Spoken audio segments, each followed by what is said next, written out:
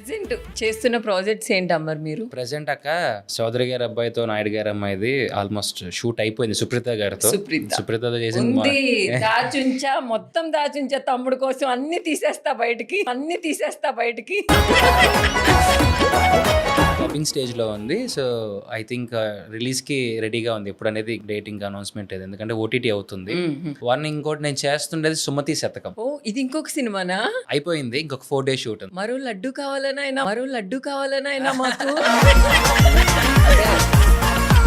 ఇందులో అమర్ని ఒక different look అంటే అందరికి రామ అనే పాత్ర ఎలా అయితే నిలిచిపోయి ఉందో అలాంటి ఒక పాత్రలో ఫుల్ లెంత్ గా సినిమాలో ఎలా ఉంటుంది అనేది చూస్తారు. ఇప్పుడు సుప్రీతతో చేసేది ఒక యాంగిల్ అయితే, ఇప్పుడు వచ్చేది ఇంకో యాంగిల్. ఇది సెకండ్ మూవీ.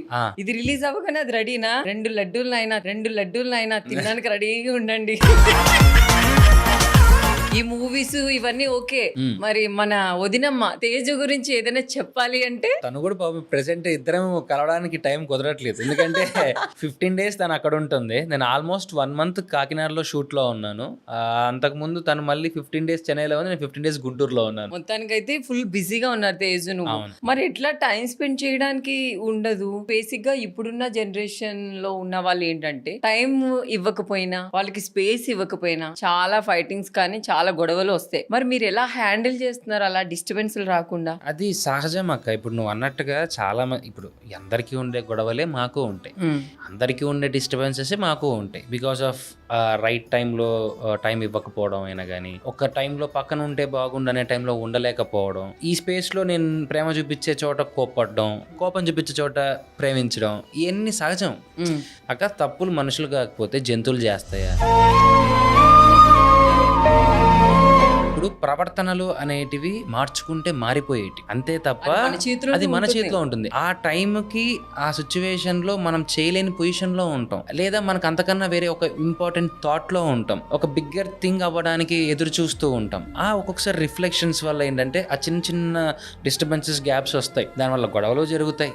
కానీ ఏంటంటే నాకు బేసిక్ గానే కోపం. చెప్పింది తేజు, నైట్ గొడవ అయితే పొద్దున్న లేచి ఏం తిందామని అడుగుతాను. నేను దేన్ని క్యారీ ఫార్వర్డ్ చేయను. బేసిక్ గా నాకు ఆల్రెడీ క్యారీలు చాలా ఉంటాయి తలకాయలో. ఈ క్యారీల్ని మోర్చుకుంటూ ఈ క్యారీ కూడా మోసానంటే తర్వాత నన్ను ఎవరైనా క్యారీ చేయాల్సి వస్తుంది. That's why I don't carry because I'll be the carry.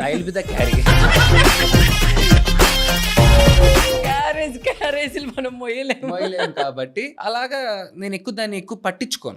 నేను గొడవని అక్కడతో కట్ చేసేస్తా. మీ మధ్యలో గొడవలు అయితే జరగడం నిజమే. గొడవలంటే ప్రతి వైఫ్ అండ్ హస్బెండ్ ఇంట్లో ఉన్న గొడవలే అయ్యి. మరి ఎందుకు మీదే అంత భూతద్దంలా విడిపోతున్నారు, డైవర్స్ తీసుకున్నారు, అంత టూ మచ్ గా? అక్క దీనికి ఒక ఎగ్జాంపుల్ చెప్తా. బేసిక్ గా అందరు హస్బెండ్స్ లాగా, అందరు కపుల్స్ లాగా నేను బిహేవ్ చేయలేను. అవును, ఊరుకూరనే వీడియోలు, ఊరుకూరనే సెల్ఫీలు, పనికొచ్చేదానికి పనికి మాలిన దానికి రీల్స్ చేయడాలు, షో ఆఫ్ చేసుకోవడాలు, కెమెరా ముందుకు వచ్చి బొగ్గ పట్టుకోవడం, పక్కకి వెళ్ళిన తర్వాత చంప మీద కొట్టడం, ఇవన్నీ నాకు రావు. నాకు వచ్చిందల్లా ఏదన్నా అనిపిస్తే మొఖం మీద తిట్టడం, ఏదన్నా అనిపిస్తే మొఖం మీద చెప్పడం.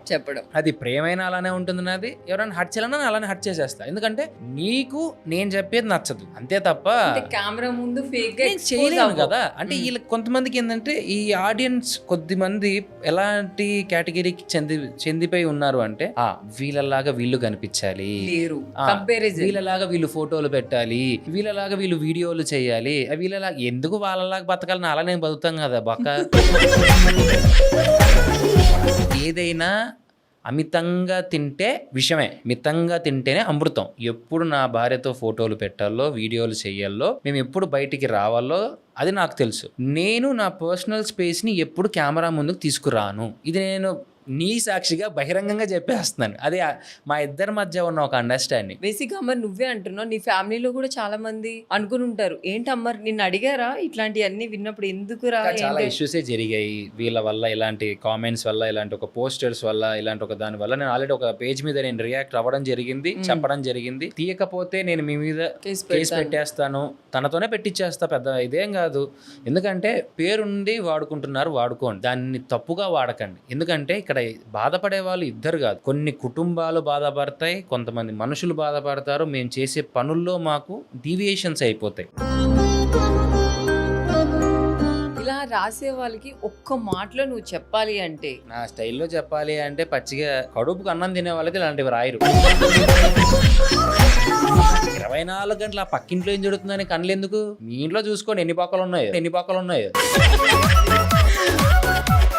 మన ఇంట్లో కూర కంటే పక్కింట్లో కూర టేస్ట్. అమ్మాలు ఇడిపోయిరా, అమ్మాలు కొట్లాడరా, ఎందుకురా? బానే ఉన్నారా మా తమ్ముడు మా మరదలు బానే ఉన్నారు, ఇంకా ఆపేయండి ఇది. పోతారా, నాశనం అయిపోతారు. బ్రహ్మానందం గారు అంటారే, పోతావురా, నాశనం అయిపోతావు.